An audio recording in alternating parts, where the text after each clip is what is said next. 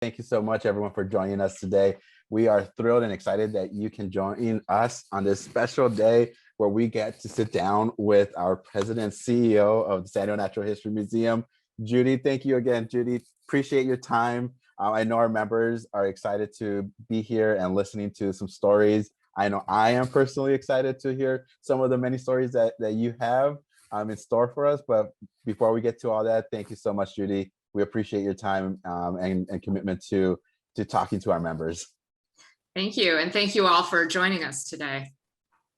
All right. So one of the things that we like to do here in our member meetup is really talk about the career path that led our speakers to the NAT or to the museum.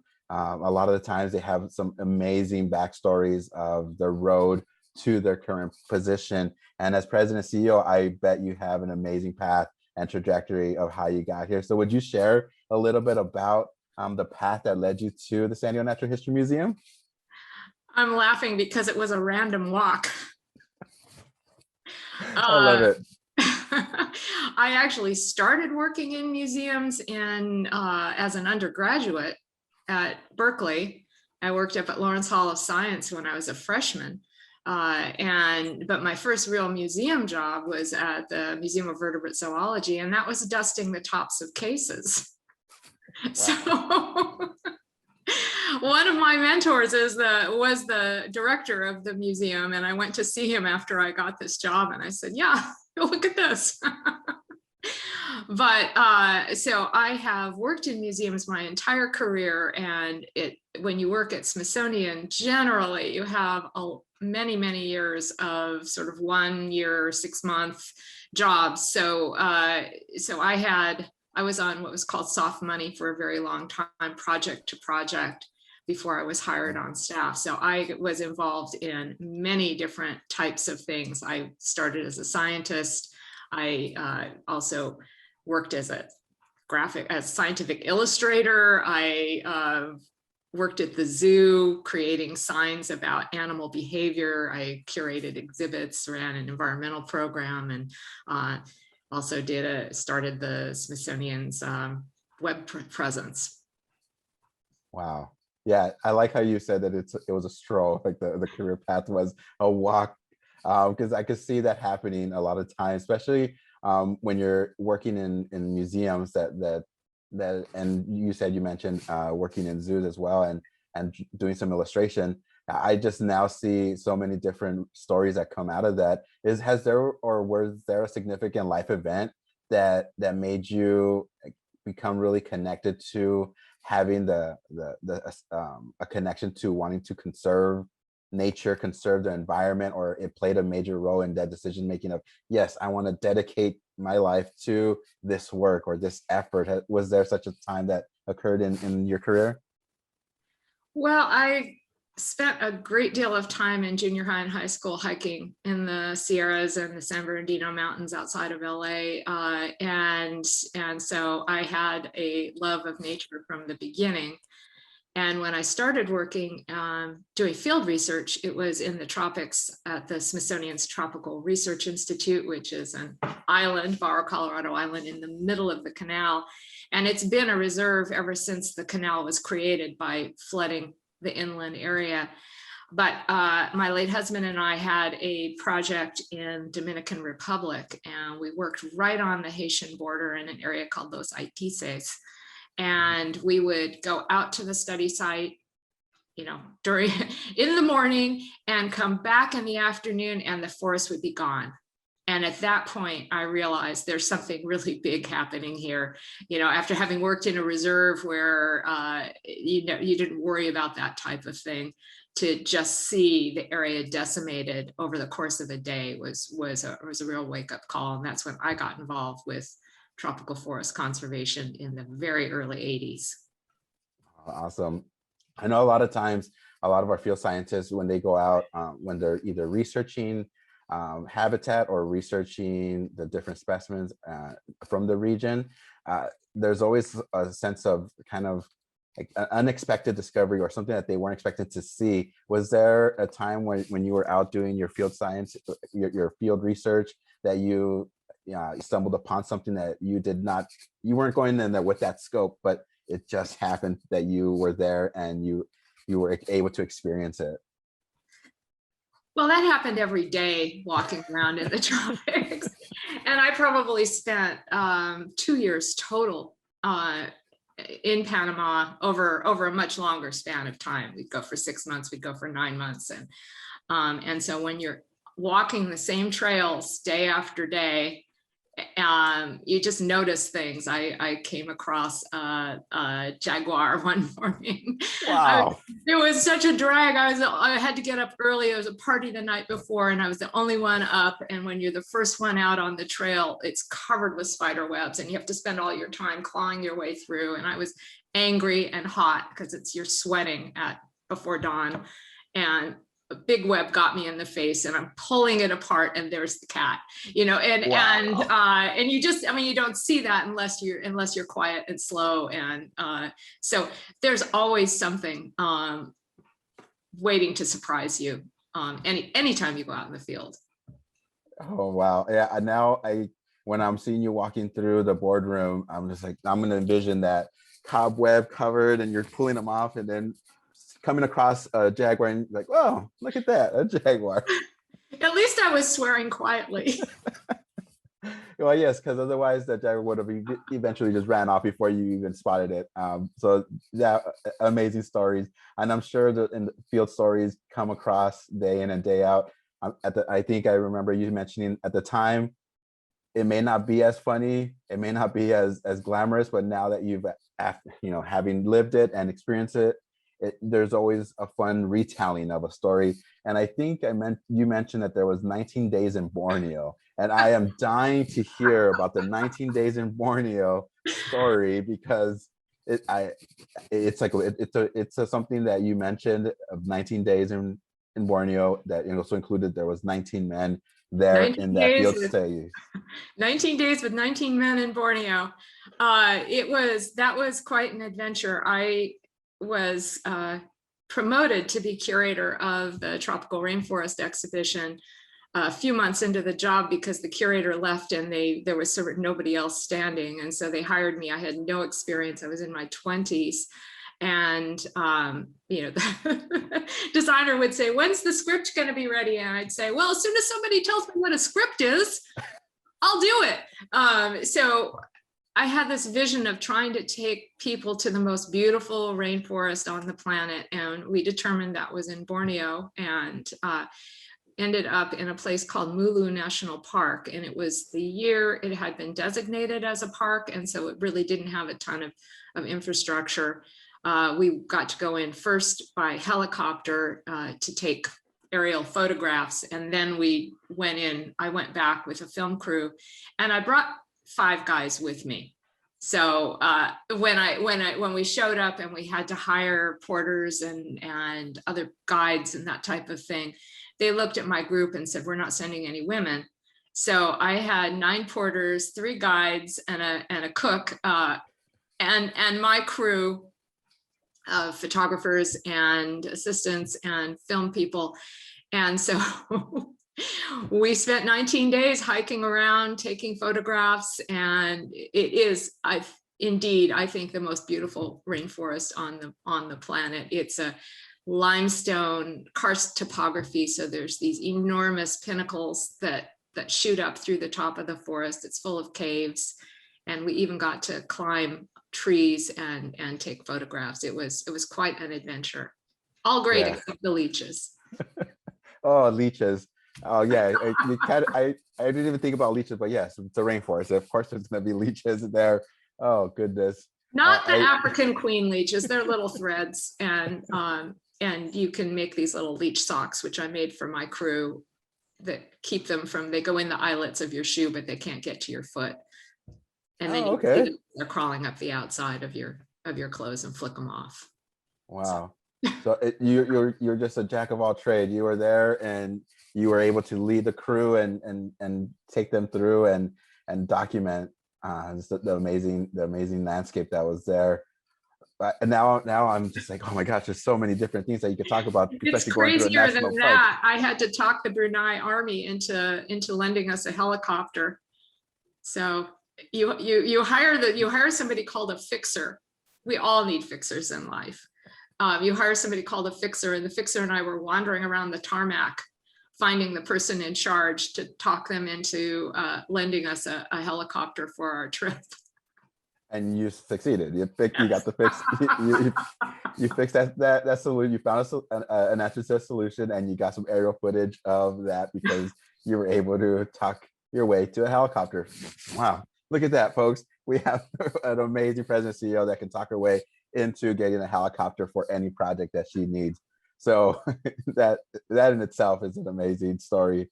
So we talked about the 19 days in Borneo.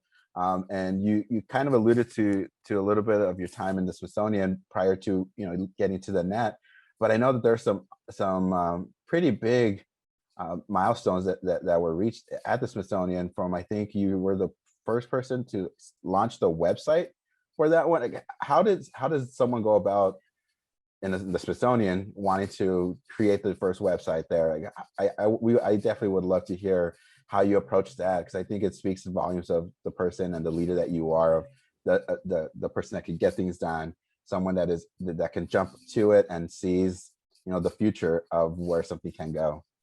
Well, you're giving me more credit than I deserve on this one.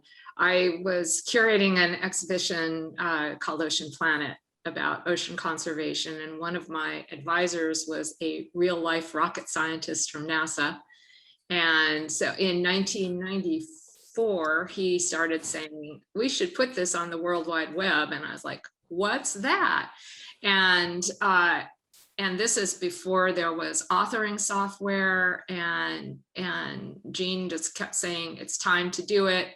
And so we learned how to use a scanner. This is like crazy space age technology as far as we were concerned. We had to scan all the photos, and we had to hand code the script into HTML, and we put it up on the NASA server. So it's still there on the NASA server, and it's been written up in textbooks because it was one of the first sort of nonfiction websites, but it's really only because Jean Feldman was so insistent that we should give this a try. And so we were figuring out all kinds of crazy things, like what's navigation, and it was a phenomenal experience.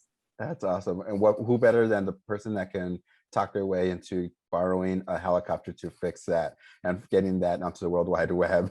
Now, some of the things that you did. I was saying some of it's the hubris of youth. If you don't know how big the problem is, it's a lot easier to tackle it. Oh, that's a good role to live by. I got very good at calling people all over the world and saying, I got myself into this fix. I have to do this thing. What do you recommend? So I think asking for help is one of the best advice I give to people about careers. Not being afraid to admit what you don't know, and finding people who know more than you do, who can help you get it done. Yeah, that's some good advice to live by, I think.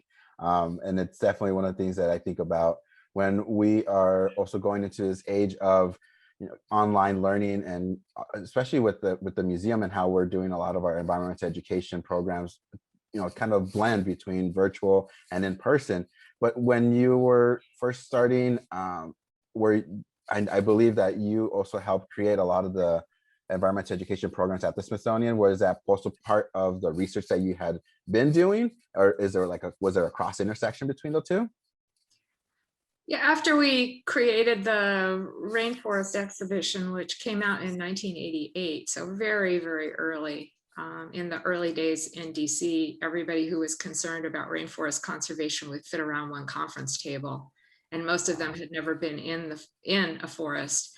So at that point, I realized we had sort of set up a community of people, or I had joined a community of people who were already concerned about environmental issues, and that Smithsonian had a role to play. And museums are always worried about sort of the line between advocacy and the science. And so we we established an environmental awareness program that was more about education than about advocacy at that point. That's exciting. Yeah, it's always fun to get an opportunity to work in a community of people that have the same shared goals and vision for a project and for something like educating the public about the importance of conserving our environment. It sounds like you were someone that is and still are, ready to get things done, and you plan yourself out to always ask those questions. And, sometimes it's the hard questions to ask, but you aren't afraid to ask those questions. With that, was there mentors that kind of helped train you to that, or like lead you through that path of, I know you mentioned a couple people already, that have helped guide you through and helped you through your career path. What role did mentors play in your career path to the Nat, and in general, what role do you see mentorship as part of becoming someone that's like that is the president CEO of the San Diego Natural History Museum? I basically credit everybody else with my success. So many people have helped along the way. And I know my father's on this call, so I have to start with him. In terms of, I have many, many happy memories of looking things up in the encyclopedia. We're talking pre-internet days. And just, having a sense of curiosity and wonder. And then I had a ton of professors at Berkeley and also researchers at the Tropical Research Institute who encouraged me to think for myself, to ask questions, to not be afraid to pipe up. And then a zillion people who helped me with all the crazy projects at Smithsonian. And I'm still a part of a really close-knit community of museum leaders. And we talk regularly to problem solve and help each other through situations. So I think every aspect of everything I've done has involved other people with providing advice and help, and I've done the same for others. Yeah, and that's always great to hear whenever we get our speakers that join us for this member meetup, is seeing how passionate they are as well to share and pass on everything that they've learned to the next generation, and wanting to see that profession grow as well and continue, and again, those words of wisdom and those things to live by get passed on for each mentorship program that exists. But now that we're here and we're now speaking of the San Diego Natural History Museum, I like to think about this as we talked a little bit about your past, and we have some great stories of 19 days in Borneo and getting the cobwebs pulled. I could feel it myself, those cobwebs all over your face, because it happens when you are the first person in front of any kind of a group that's leading down the path. So I'd be remiss if I didn't mention the fact that you are the first woman president and CEO of the San Diego Natural History Museum. How does that feel? Like what sense of accomplishment does that bring to you? I would love to hear, what your insights as far as what you think about being the first woman president CEO of the San Diego Natural History Museum. Well, I didn't even know that until I went back and looked at Inspired by Nature. I kept flipping through saying there must have been a woman in there somewhere. So actually the Society of the San Diego Society of Natural History, which is our parent organization, admitted women in the first year. So women have been members, women have been respected scientists and associated with our museum for a long time. The field of natural history has been traditionally dominated by men, but if you look at a number of the large natural history museums are now having women leadership. And I think there is a bit of a difference. There's a whole body of literature about gender issues in leadership, and I try to lead with humility and kindness and respect, and I think that tends to be something that you see more in women leaders. Right. Now, if there were, we have over a number of people joining us today, and if they have themselves, if they see themselves in this opportunity, or if they see their future grandchildren or future children, what kind of advice would you give someone that's looking to have a career in science and a leadership role? What kind of advice would you pass down to them? I know you've mentioned a few things here, but this is your time now. If you were to, you have maybe someone eager to learn from you, and get some really good advice, what would that be, Judy?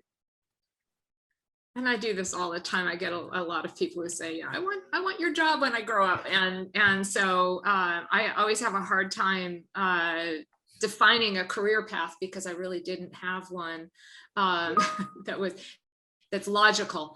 But that said, I think that it's always better to come in through a specialty and I'm a scientist by training, and I had to learn the administration and the leadership. And I was fortunate enough to do several major museum leadership programs, which helped me a tremendous amount. So, but I think coming in through a specialty that's in the field you want to lead is critical, and also just being open to being a lifelong learner, because oh my God, on a daily basis, we're dealing with everything from insurance issues to leaky pipes to science policy and funding. So it's you do have to be a jack of all trades. It's wonderful, and and we just now got a good question that could kind of, it was a good segue. This the question that we just discussed, but Anne posted, what does the museum offer for youth to volunteer, practice science, or maybe become inspired to have careers in conservations? And I know the museum does a lot of great work, but for those that don't know, Judy, would you share a little bit of the different opportunities that do exist within the San Diego Natural History Museum for any youth, looking to get involved or become inspired, to be the next generation, the next stewards of our environment? I know that we have had, and we're starting this up again, as we're reopening, but we have had youth paired with their parents as part of our naturalist program, which is on the floor programming. There's a little bit of training involved, and then you go out with objects and a cart and talk to visitors about the your specialty, which is what's on the cart. So for younger kids, that's probably the best bet, and we do require that be jointly with a parent. For older youth, we have an apprentice program that we've started that's looking at trying to build diversity in the STEM fields, and we do have other volunteer opportunities for college students and finishing high school students as well. Yeah, we definitely have a lot of great opportunities, and I know we can definitely post maybe a link to the different volunteer opportunities that we do have. And I know we're going to be getting all those off the ground, and COVID definitely put a hiatus to a lot of the different programs that we do have. But I know once we're looking at the future, and we're looking to see how we can rebuild our volunteer cohort to make sure that we can get them back out there. We'll make sure to post that link on our chat, so that way you can check out the different volunteer opportunities that we do have available for everyone that's curious. And now, I need to add that we are actively recruiting for volunteers. And so anybody out there who's interested, we have whalers who go out on the whale watching cruises, and our naturalists. We've got canyoneers who lead hikes around the region, free hikes, and then our docent corps, which works both in the museum and in schools, and the naturalists who work on the floor, and then a ton of volunteers who work behind the scenes directly with our scientists. Yeah, so Emily looks like she just posted it on the chat there, so you can check out, copy that link and visit that when you're ready to look at the different opportunities that we do have. And like Judy said, we are actively recruiting for those different opportunities that we have within the San Diego Natural History Museum. Now, we were talking a little bit about different research and how that impacts or almost helps create education programs, have you had an opportunity to go back and revisit, whether it was virtually or through new research that has been done on sites that you had previously been to, like say Borneo? Have you had an opportunity to revisit that through virtual settings or in person, to see how that has changed over time?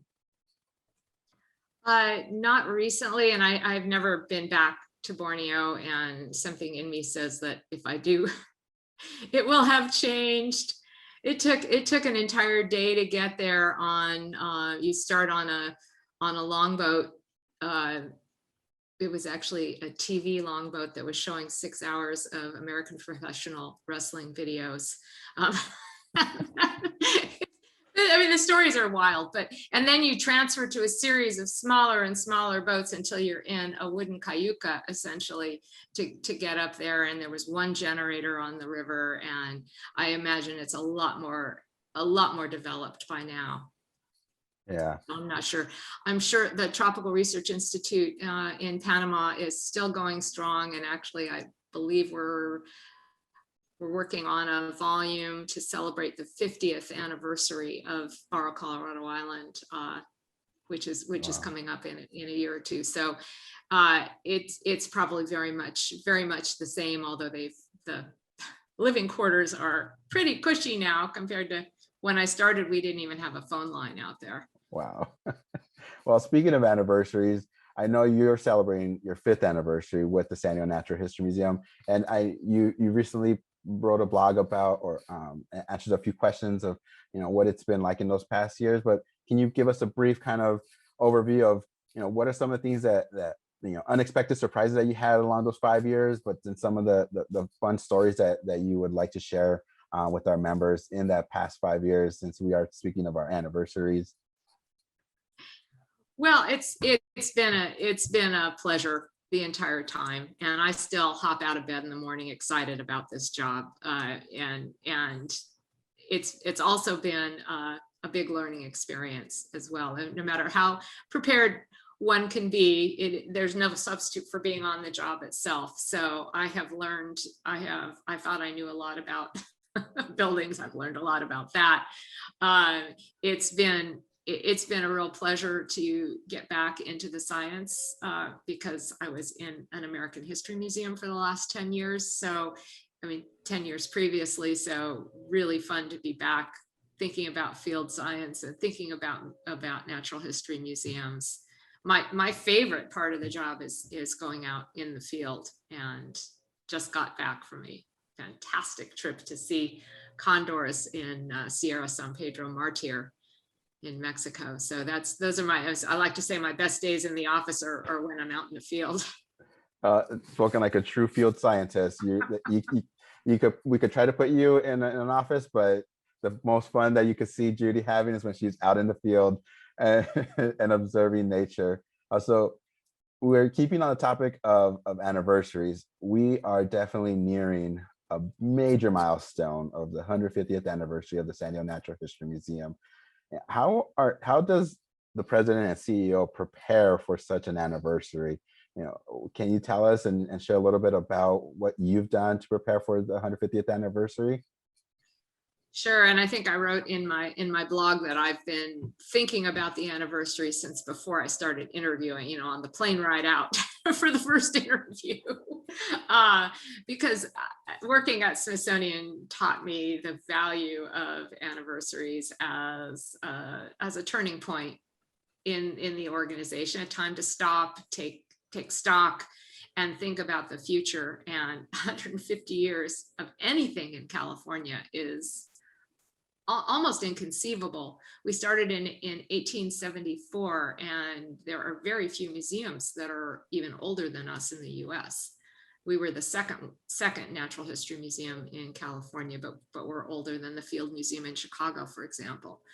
And so it has been interesting looking at the evolution of our organization and museum up until now, and really think the next 20 years are going to be critical for our area, for the environment, and we have such an important role to play. So I really see the anniversary as an opportunity to set us on course for the next 150 years. We have to take a long view.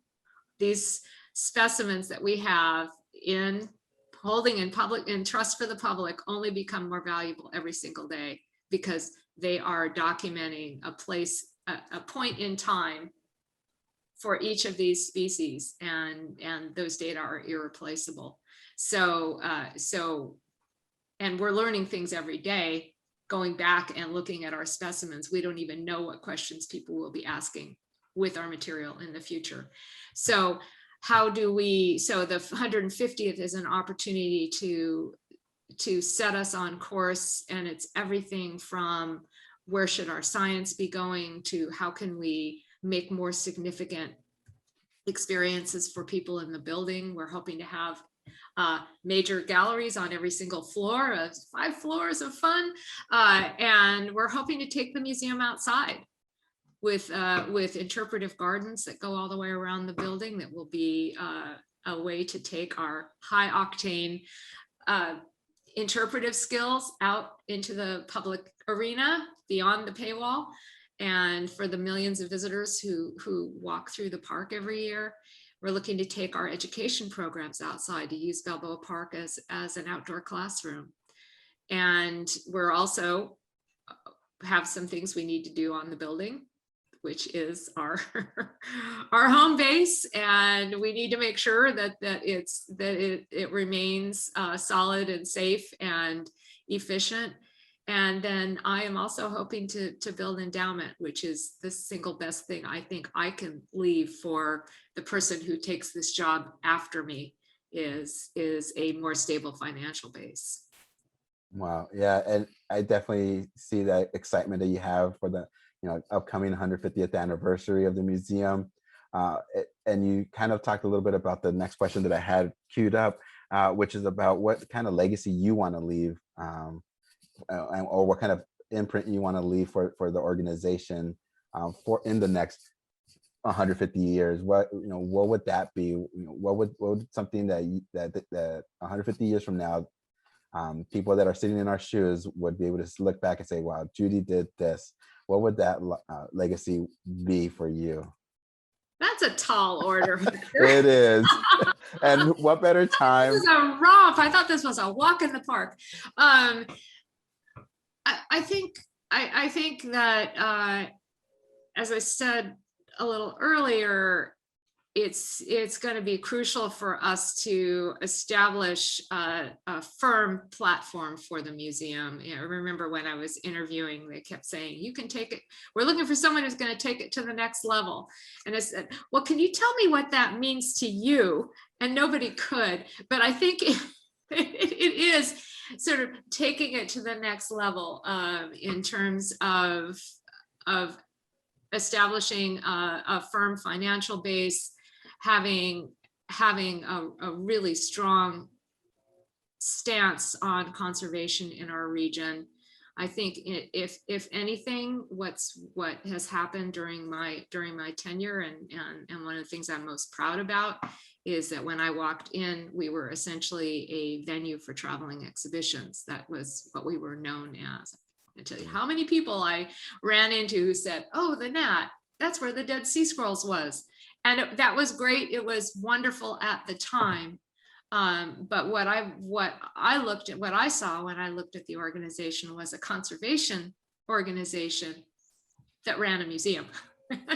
And so I think we've been making that switch from a venue to a conservation organization. I think the pandemic took away our building, took away our ability to have visitors, and that helped move it as well. But I think that's the big shift we'll see during my tenure. And I don't intend to leave anytime soon.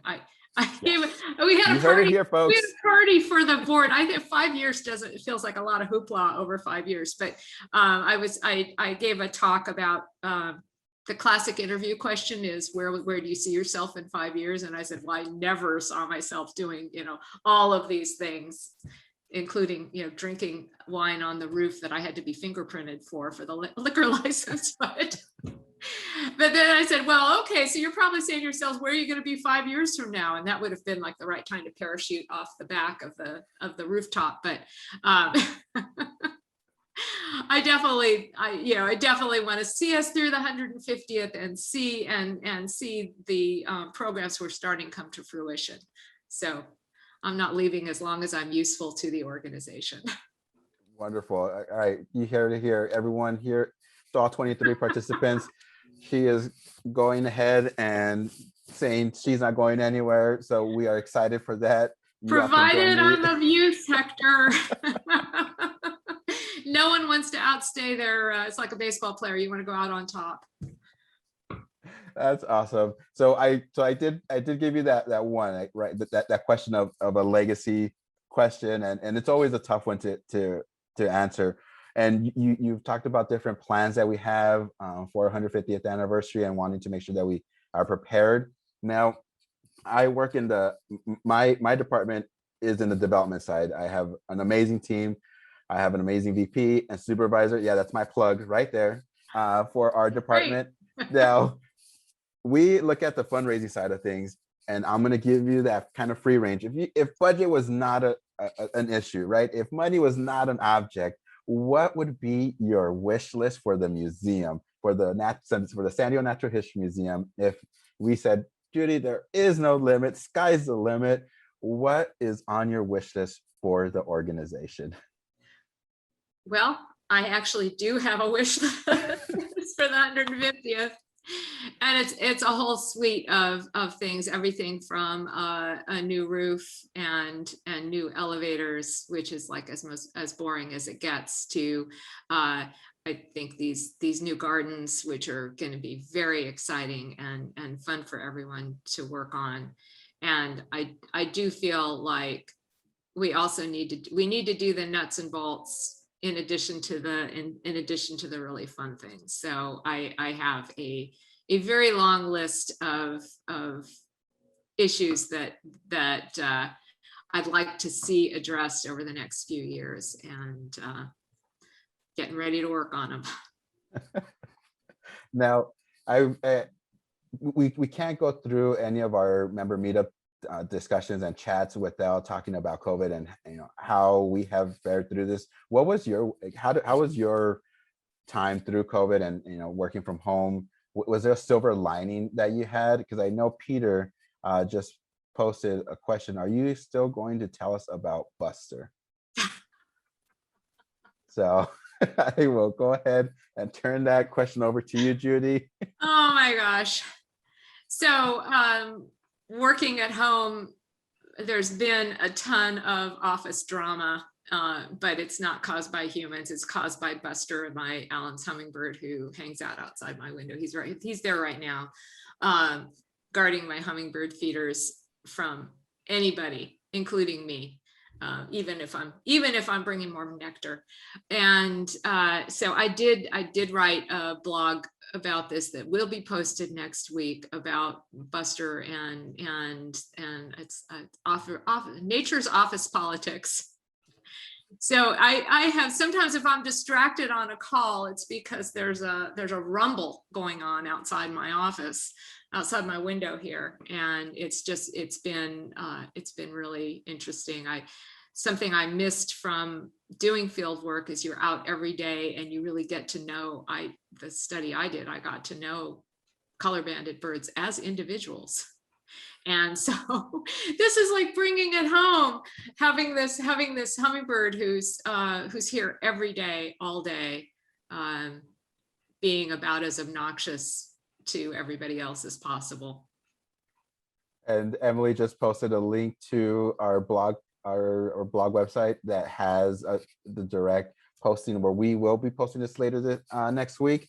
So Judy just kind of alluded to a little bit of a blog post that will be going on our website. So if you haven't already checked it out, be sure to go visit some of our past blog posts that we have. They're nature inspired, environmentally inspired, and it's one of the fun ways to kind of stay connected to the museum if you haven't been able to make it out to visit us in person. There's plenty of ways for you to stay connected.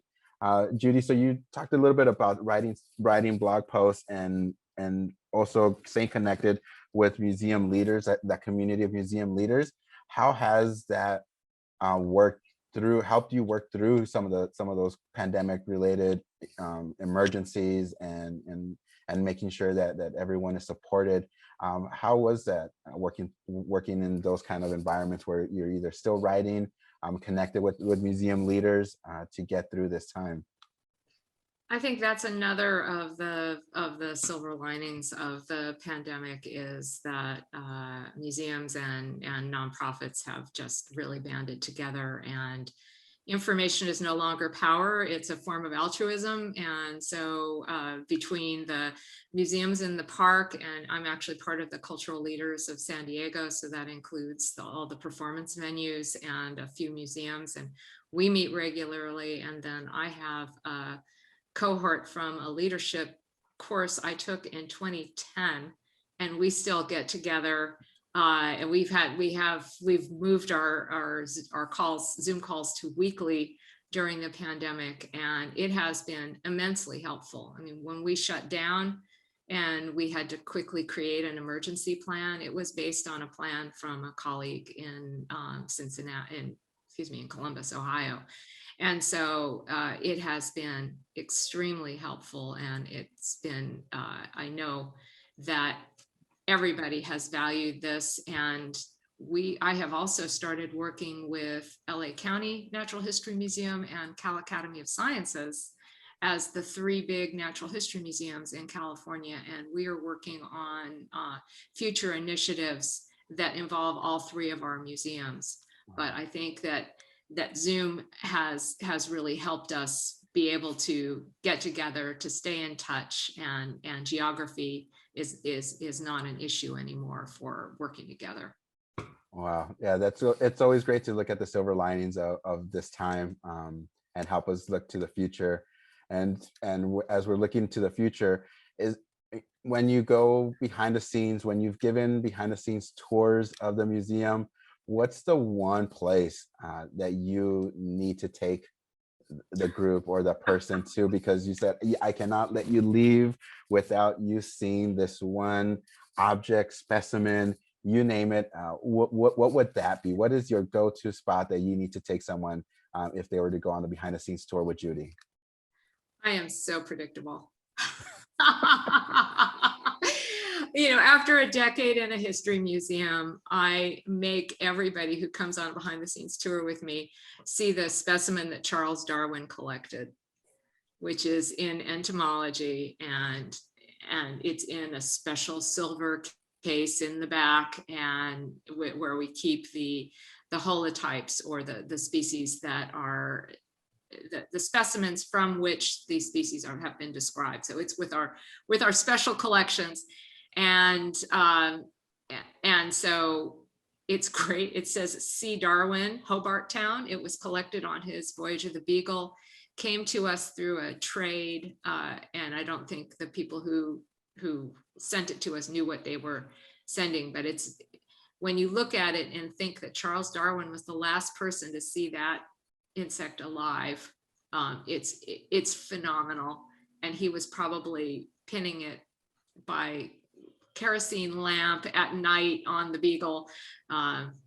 So there's that. But the Audubon folio is truly remarkable, and turning the page on that is incredible. We have so many wonderful specimens. I also make people see the eggs in our collection that were the brown pelican eggs that were affected by DDT, because the work that documented the effect of DDT on bird eggs was done by someone at our museum using our collection. And the really interesting thing about the egg collection is we had eggs that went back before DDT, that were collected before DDT was manufactured, all the way through its introduction and to its lack of, or at least slow down and lack of use in the US. So it really shows the value of collections, and the fact that, old eggs, a lot of people got rid of their egg collection. A lot of museums got rid of their egg collections. We know clutch size it's taking up a lot of space. It's mostly air. But if we didn't have those eggshells, we couldn't have done the analysis, which is why we look at our collections as a library. And I know, for example, and I haven't added this to the tour, but I may, that John Rubman, our botanist, is working with Salk Institute to look at medicinal properties of plants that are in our collections. So there's no end. There's stories for every single drawer you open, which is what is so exciting. Oh my goodness, I could now as I'm walking through visually in my head mentally looking at those behind the scenes tours, and yeah, you could almost, as you pull a drawer, the stories and the words that come out just radiate with every single drawer that we were to open, because it is, like you mentioned, there's value behind our specimens, and they may be taking up space, but if we didn't have it, it wouldn't be able, future scientists may not be able to, to look into it or have the specimens to reference it, because it is so important to keep. 8 million specimens and 8 million stories, I think. 8 million specimens, 8 million stories. I need to incorporate that into some sort of literature writing, reports that we make for the museum. I think that's key. Now, you mentioned the Audubon, and I have been fortunate to be in the library while that's being done, and it's something magical. One of the questions that was asked was, can you provide a status of hiring a new librarian? What does that look like? Because we have such an amazing research library in the museum. And for those members that may not know, would you mind sharing a little bit about that, Judy? Sure. Our librarian of decades left in January to move closer to her granddaughter. And we have been searching for a new librarian. The response was phenomenal. We got many good applicants from internationally. And so the search committee has narrowed it down. We're actually starting our interviews next week. And I know I'm interviewing 3 candidates as part of the process. So we are hoping fall-ish to have a new research librarian. Turns out this is a plum job. There are very few research librarian positions available in the country, and everyone wants to live in San Diego. So we're really excited at the possibilities, and the candidates look excellent. Wonderful. Well, for all of our participants that are joining us today with a cup of coffee, thank you so much for all the questions that you have provided for us. We enjoyed sharing those questions and asking those questions to Judy. But we are nearing our time right now. Judy, are there any kind of last few comments that you would like to share about just in general the museum?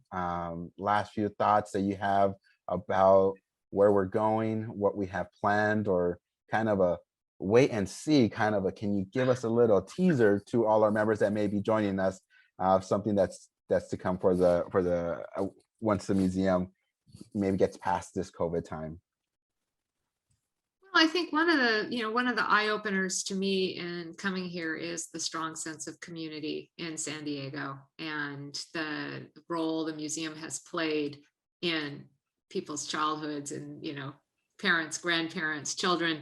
And so I think one of the themes of our 150th really will be looking at how we give back to the community. And we are starting some projects, some great projects looking at urban canyons and working with communities on a community science project with that. In terms of previews, we are planning, if all the stars align, to open our new gallery that's going to be devoted to the Baja Peninsula next spring.